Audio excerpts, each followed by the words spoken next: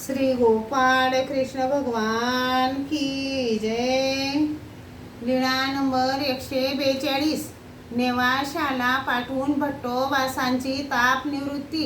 एके दिवशी सर्वज्ञांना दुपारचा पूजावसर झाला। सर्वज्ञांचे जेवण झाले, गुन्हा केला, विडा घेतला, विश्रांती झाली। सर्वज्ञ आसनावर बसले होते तेव्हा सर्वज्ञांच्या सेवेसाठी सर्व भक्तजन आले, दंडोते घातले, श्रीचरणा लागले, सर्वज्ञांजवळ बसले। सर्वज्ञांनी कृपा दृष्टीने सर्वांकडे पाहिले। सर्वज्ञ म्हणाले, अहो तुम्ही सर्वजण आलात, पण वानरेश आले नाहीत, ते का?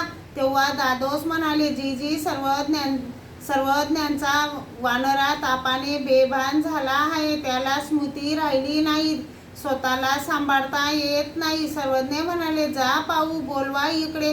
दादोस गेले। भट्टोबास उंच मठात झोपले होते। दादोस म्हणाले, नागदेवा चल, तुला सर्वज्ञ बोलवतात। तसेच भट्टोबास आले, त्यांचे डोळे लाल झाले होते, दंडोत घातले, श्रीचरणा लागले। मग सर्वज्ञ म्हणाले, अहो वानऱ्या, तुम्ही म्हणे तापाने बेभान झाला आहात, स्वतःला सांभाळता येत नाही, नाही कोण म्हणतो? सर्वज्ञ म्हणाले, तर मग आम्ही तुम्हाला एका ठिकाणी पाठवले तर जाऊ शकाल काय? हो जी, मी जाईन। सर्वज्ञ म्हणाले, बाई, आम्ही भट्टास नेवाशाला पाठवत आहोत, तरी तुम्हाला काही मागवायचे आहे का? बाईसा म्हणाल्या, हो बाबा, मागवायचे आहे। मग सर्व बाईसांनी नेवासा बाजारातून 20 दामाच्या वस्तू आणायला सांगितल्या, 1 दाम शिल्लक म्हणून दिला। मग भट्टोबास म्हणाले, जीजी, मला थोडा विसर पडतो, तरी किती पैशाचे काय घ्यावे व कोणत्या वस्तू घ्यायच्या सांगितल्या आहेत ते आठवणार नाही। सर्वज्ञ म्हणाले, तुम्ही बाजारात गेल्यावर जसे पदार्थ पाल तसे हे सर्व आपोआप आठवेल। हो जी। मग सर्वज्ञांनी विचारले, किती वेळाने येशील? भट्टोबास बाहेर आले, दिवसाचा अंदाज पाहिला व म्हणाले, जीजी, सर्वज्ञांना पूजावसर झाल्यावर येईल। सर्वज्ञ म्हणाले, जेवत नाहीस का? ते म्हणाले, नाही जी, मला भूक नाही। दंडोत घातले, श्रीचरणा लागले, मग निघाले। वामन माती विडास ते नेवाशाला पुराण अध्यापन करीत असत। ते सर्वज्ञांच्या दर्शनाला आले होते। ते ज्या दिवशी पुराण वाचायला जात नसत, त्या दिवशी सर्वज्ञांच्या दर्शनाला येत असत। सर्वज्ञ म्हणाले, बाई, यांच्या हाती वानरासाठी काही शिदोरी पाठवा। हो बाबा। बाईसांनी वरण भात कालवून वामनांच्या हाती दिला। सर्वज्ञ म्हणाले, रस्त्याने जाताना ते दिसले तरी हाक देऊ नका, जवळ पोचल्यावर विचारावे। हो जी। मग दंडवत करून निघाले।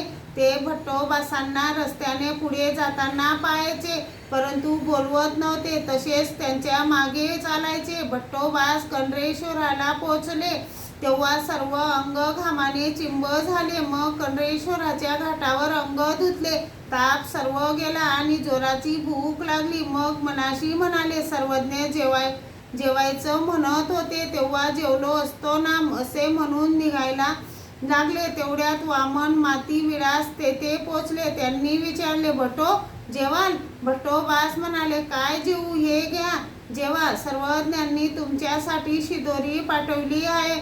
मग भट्टोबासांना सुख वाटले, माझी चिंता सर्वज्ञांना आहे हो। सर्वज्ञ श्री चक्रधर स्वामी खूप दयाळू, मयाळू, कृपाळू आहेत। सर्वज्ञ श्री चक्रधर स्वामी मनातली गोष्ट जाणतात। त्याच घाटावर जेवण केले। मग गावात गेले, तेथे पदार्थ पाहिले आणि घेऊ लागले। पदार्थ घेतल्यावर वामनांच्या ओटीत द्यायचे असे 20 दामाचे पदार्थ विकत घेतले। 1 दाम उरला, त्याचे काय घ्यावे असे आठवेना। सर्व बाजार हिंडले, पण काही सुपुरले ना।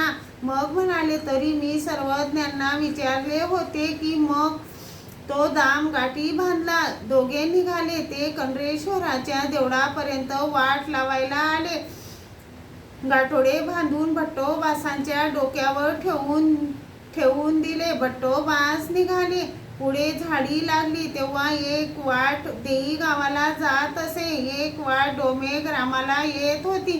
त्या ठिकाणी उमजत नव्हते। मग भट्टोबासांनी हाक दिली त्या हाकेस राशी राहिलेला ताप संपूर्ण उतरला. सर्वज्ञांजवळ सर्व भक्तजन बसलेले होते. ती हाक ऐकून सर्वज्ञ म्हणाले, आला वानरा. सर्वज्ञ म्हणाले, मंडळिका जा, राजमठावरून बघा, इकडून हाक द्या. होजी. नाथोबांनी उंच मठावरून हाक दिली आणि भट्टोबास म्हणाले, ही हाक नाथोबांची, तर मग ही वाट डोमेग्रामची व ही वाट देईगावची. मग डोमेग्रामच्या वाटेला लागले. भट्टोबास आले. सर्वज्ञांना दंडते घातले. श्रीचरणा लागले. मग सर्व पदार्थ सर्वज्ञांपुढे ठेवले. बाईसाने सर्व पदार्थ पाहिले.